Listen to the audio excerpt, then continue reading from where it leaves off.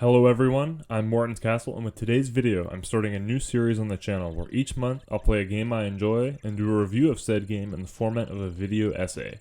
Kicking us off in July, we were playing Donkey Kong Country, a platforming game developed by Rare for the SNES back in 1994. The original DKC was the start of a new direction for the Donkey Kong series after various arcade games such as Donkey Kong Jr. spawned from the original Donkey Kong arcade game in 1981.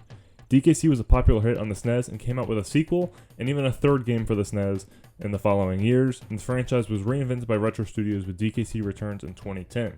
If you've been around the channel, then you know that the DK series is one of my favorite franchises in gaming, as the platforming is great, the music is iconic, and the games themselves have a lot of personality.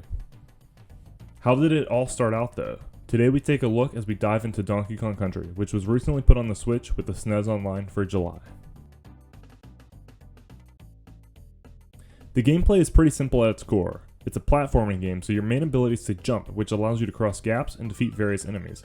However, DKC is a bit different from other platformers you may find, as the player can perform a roll which allows you to defeat an enemy without jumping on them.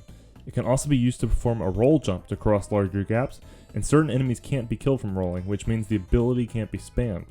Additionally, certain enemies can't be killed from a jump, as Diddy, but DK's jumps can. This variety in enemy design is good at making both jumping and rolling viable tactics without either one being too dominant. And it balances out DK's slowness with Diddy's speed based on which one can kill certain enemies. That's a lot to mention for a simple platformer, but it adds enough complexity and depth to make approaching various situations and enemies more fun and interesting. The third ability is for DK or Diddy to grab barrels and throw them, which can usually kill most enemies, and even enemies which can't be touched normally, like zingers. The barrel throwing is a reference to the original arcade game, but is a good mechanic and can unlock secrets in addition to killing enemies. There are no power-ups in DKC, which is one of the big comparisons you can make to Mario Bros, where various power-ups make it easier for the player and change up gameplay. In DKC you can only get hit once, and once you do, you lose your Kong and your life. But various Kong barrels can be found throughout the level which will free DK or Diddy, respectively, and add them to your party. If you have both, you can swap between them, but each one can be lost with only one hit. If you only have one Kong and a level is long, you might feel a bit vulnerable as there's no power up and you only have to rely on your skills and abilities.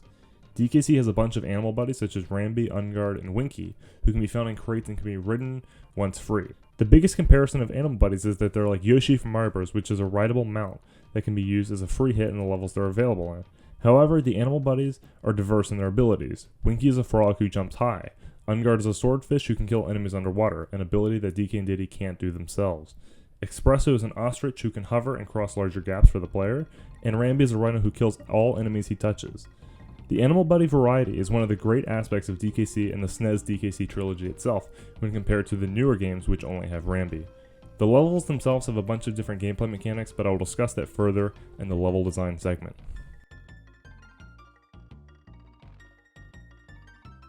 The visuals in DKC are pretty impressive in my opinion. The way they sprited DK himself and the enemies must have been quite impressive in 1994, and I think they're still charming and look good in 2020 compared to other SNES games. I'm not sure if I got footage of it during my run, but there are even extra animations such as Diddy when he's on the edge of a ledge like he's about to fall, among other animations such as him winning or losing a bonus game. They did a lot of extra steps and animations that weren't required for a platforming game like this, but they did, and it gives the game a lot of character and has helped it age extra well. Many of the levels use multiple layers for the backgrounds, like having a sky and a jungle behind the temple walls, and in the factory and caves they often use foreground elements. The backgrounds and foregrounds look really good, and a lot of the backgrounds are well detailed. They also have dynamic effects such as rain, snow which can increase in intensity, mist, darkness, and a sunset in the background of a level. These effects are quite impressive even if they don't look the best in 2020, because some platformers don't even have these things at all, even in modern times. And I think the execution of these effects in 1994 are quite good for what they are. We're going to talk about the music briefly because there isn't much to criticize or explain. The soundtrack by David Wise is just incredible, iconic, and nostalgic. The music is very atmospheric and ambient to whatever situation you are in, and is never random. Overall, the game excels on visuals and sound for its time, and still holds up today.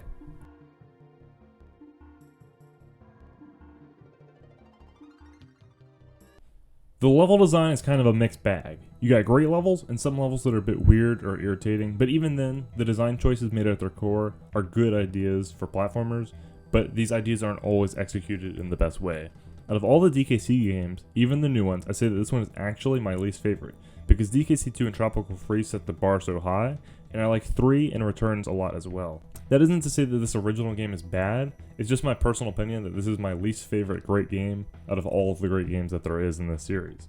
It did start it all though, so proper credit must be due there, and a lot of the design choices made in this game set the precedent for the next 2 SNES games and laid the framework for Retro Studios when they rebooted the franchise. The levels are pretty varied and have a bunch of different gimmicks.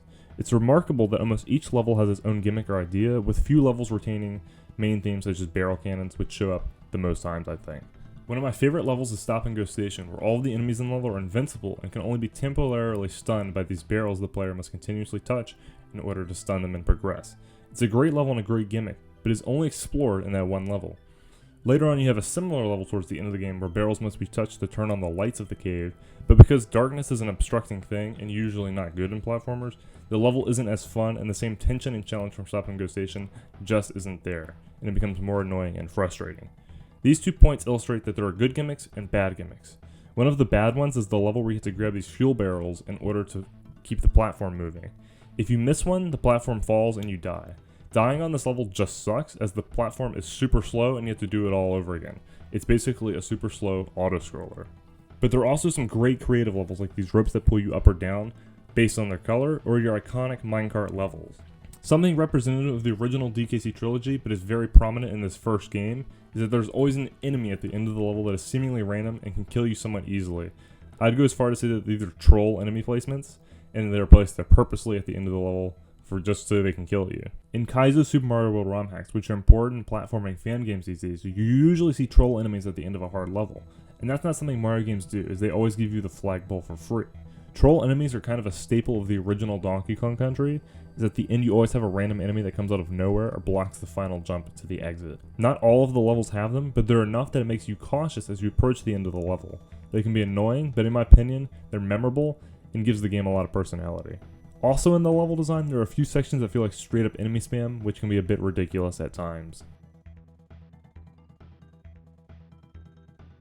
The bosses in this game are pretty bad. The first boss is just as bad as your standard Mario Maker Boom Boom, as you only have to jump on him 3 times and he poses no threat whatsoever.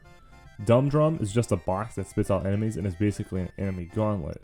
The Bee and Master Neki Sr. are a bit good in my opinion, but still pretty simple at the end of the day. The bosses are overall memeable and only memorable because they're not great. I don't know if there was a boss budget, but if there is, all of it went into K-Rool, who's the final boss and the most complicated and the best boss in the game. Even K-Rool himself isn't that complicated, and he's pretty easy to read, but he's fun and his attacks can pose a serious threat even when read. And the other bosses don't have that same sense about them.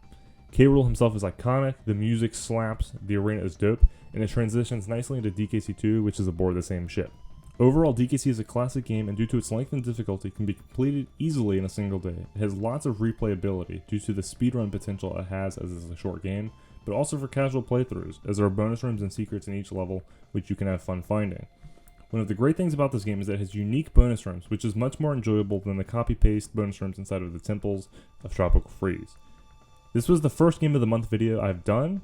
I might do more game reviews in the same vein as this, but we'll do Game of the Month for games I know are good. I live streamed the process of me playing DKC for this video's footage, so check out my Twitch in the description for future game playthroughs. I'm Morton's Castle, I'll see you around.